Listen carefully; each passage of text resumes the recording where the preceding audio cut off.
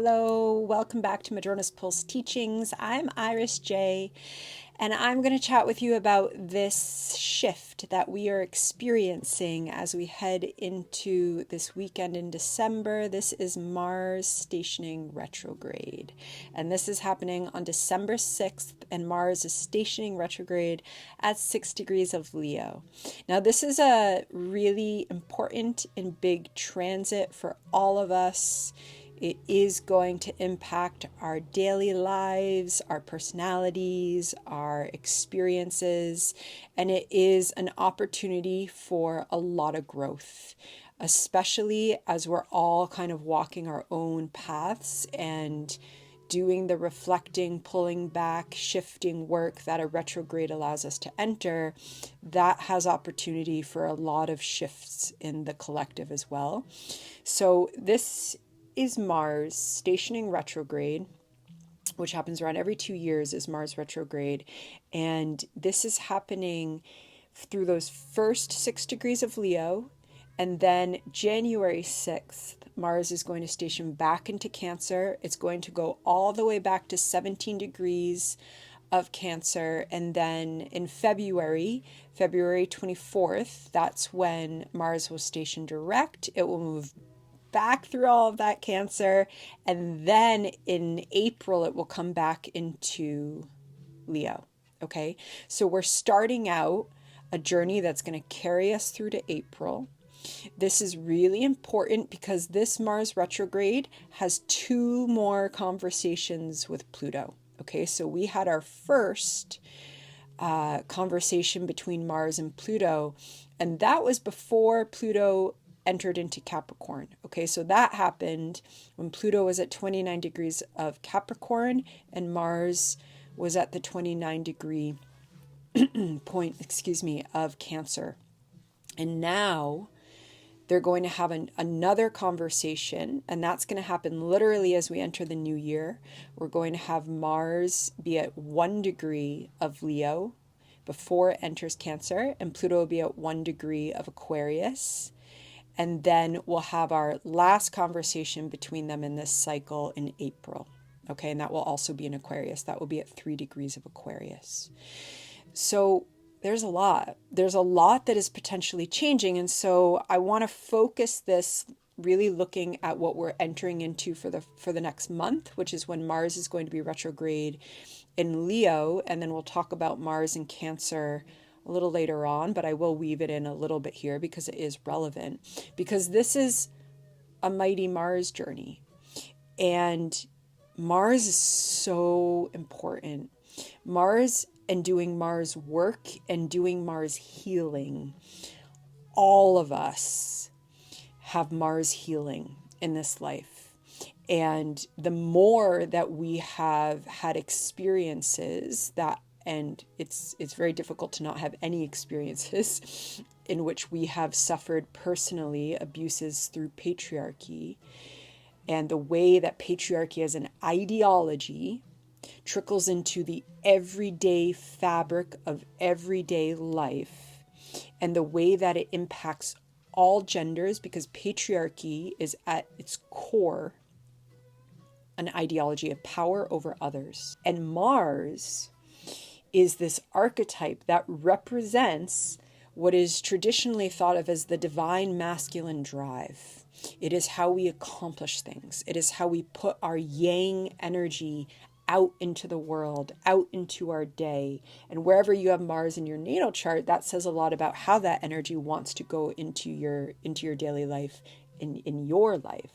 This is transiting Mars, which is speaking to all of us, and is absolutely, in this retrograde, this Mars is going back into Cancer, is helping us to heal and reprogram. And this is for all of us, regardless of gender. It's helping us to reprogram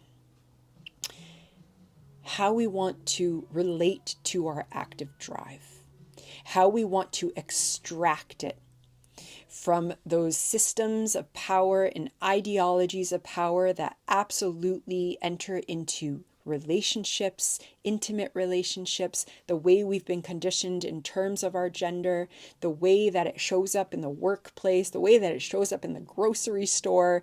You know, there's a lot out there, especially in some older astrology books, when you read about Mars, and it's really just kind of encouraging this what we call in today's standards kind of toxic masculinity. And again, this is going to show up in both genders. And Mars is our drive. It's just how we accomplish things. And so as we are also shifting now with Pluto into Aquarius, and we are shifting into whole new embodiments and understandings of what it means to be human, as that shift happens, and what it means to be human in relationship to a collective, as that shift happens, Mars undergoes a huge shift. Our relationship with our own divine masculine energy undergoes a huge shift. And how does that retrograde start? In Leo. Mars in Leo. So this retrograde for the next month, okay, for the next month, we are journeying with Mars going back through Leo. And we are being asked, firstly, Mars in retrograde. Think of Mars as that energy that wants to go out. Mars in retrograde pulls it back in. Mars in retrograde needs to slow down. Mars in retrograde wants us to really reflect. Every retrograde is an opportunity and an invitation to reflect on our drive. How do we want to be putting our drive? And so in Leo, this is asking us to really get clear about our creative self, about our creative joy. Ideally, Mars in Leo wants to be creating out of pure divine creativity and joy. It's flowing through me. It's going out into the world. It's allowing me to accomplish things. People are seeing it. It's inspiring them to accomplish things from their place of joy. It is producing a circle of joy. Now, what can happen with Mars in Leo is that when that Mars has either been conditioned by family, society, power over, when that Mars is acting out of fear, when that Mars is in survival mode, and Mars wants to survive. Mars is a survival instinct in us. When that Mars in Leo is acting out of survival mode, instead of creating and acting out of that kind of authentic joy that just wants to spread joy and inspire joy, it's acting out of fear, and therefore it's trying to perform.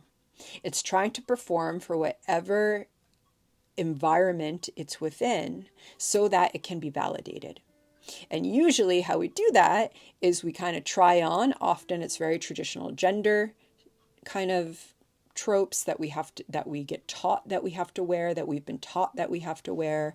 And this is quite literally what 95% of anything that's streaming on a major streaming network is going to show us in terms of how gender is presented.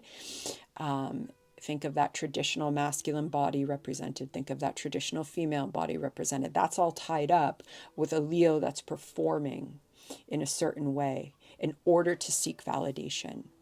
And this retrograde says, nope.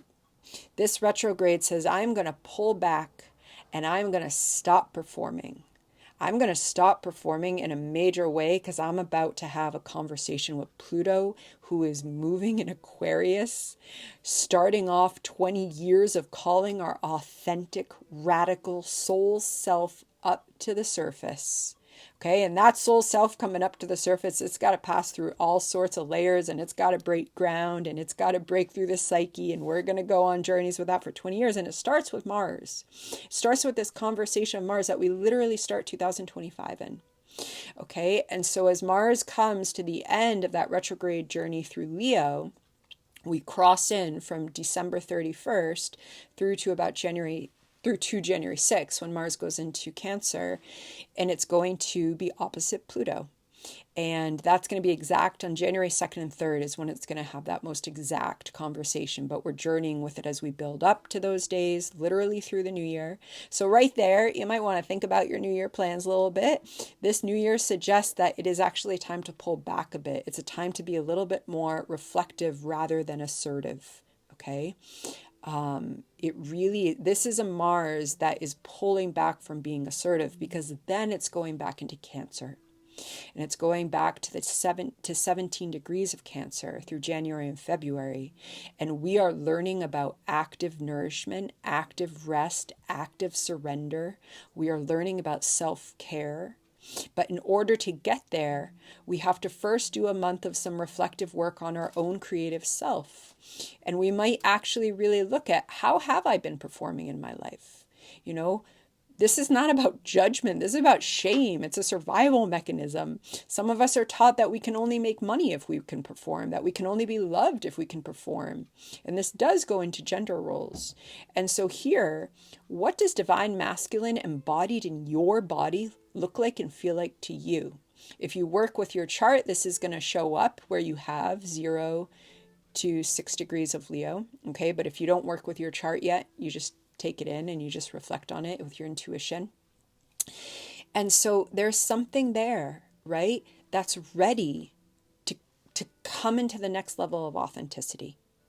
And we also might see this in others. We also might be journeying alongside or witnessing folks who are doing that same work, who are also shedding layers and are kind of coming to their authentic self. That might change our relationship because we might have both been pretending a little bit. This could be at work, this could be wherever it is, you know, in order to achieve that validation and acceptance. And now we're starting to peel back the layers and see some more authentic self. And as that can happen, this is also an opportunity for joy. This is also an opportunity for massive shifts in our lives. When we stop performing as we've been taught and conditioned to perform, we access all other parts of ourselves. And the fact that this is coming with that conversation with Pluto suggests that these are potentially parts of ourselves we haven't even seen yet. That we might kind of have had an inkling or a thought when we were younger, child, or imagined some type of life. And then at some point we got told that's not real. That's not how you can achieve success. That's not how you can be powerful. And this is the reckoning. This is my time. This is my time for my identity and my drive and my goals to align with my truly authentic self. And knowing that these seeds are going to come up, we're shedding layers. We've got to go on a journey with Mars through Cancer, and that's going to be a journey. And then coming into April of 2025 is when we're going to be back with this Mars in Leo. And then that is when we're really ready to embody the next stage of this cycle. Okay, so also always not putting too much pressure to figure it all out, to know what's happening. This is about a process. And this is about a potentially very deep process because Pluto is one of the key players. And also, of course, we're also going to journey and witness and be in relationship with people who don't want to stop performing, who don't want to give up that attachment to those ideologies of power or gender roles. And we might see some conflict, we might see some separation, we might see some space. But with Mars in retrograde, we don't want to pursue aggression at all. We want to pull back because it's most likely going to get distorted. It's not going to make sense. It's not going, and this is about our own internal process. This is about a potential breakthrough for us. And again, in your chart, that's going to be where that 1 degree of Leo and 1 degree of Aquarius is as we literally start off 2025. Okay, so again, we're journeying with this Mars and Leo for a month, and then we are journeying with, did you see how I got even like so much more breath? My whole being slowed down as I started embodying Mars into Cancer, because that's what Mars and Cancer is going to help us with. And I love that that's part of the story. Right? Yes, we have to kind of peel back. We have to look at how all of us have been taught to perform a certain way. How have I not actually been able to access my joy because of that? And then in order to really integrate that, we need to look at self-care. We need to look at what we need to be active with in our sense of surrender and our sense of nurturing ourselves and others in our lives and the earth, and it's all happening. So I'm going to leave it there. I'm going to send out blessings for this Mars retrograde journey, and I will see you soon. Be well.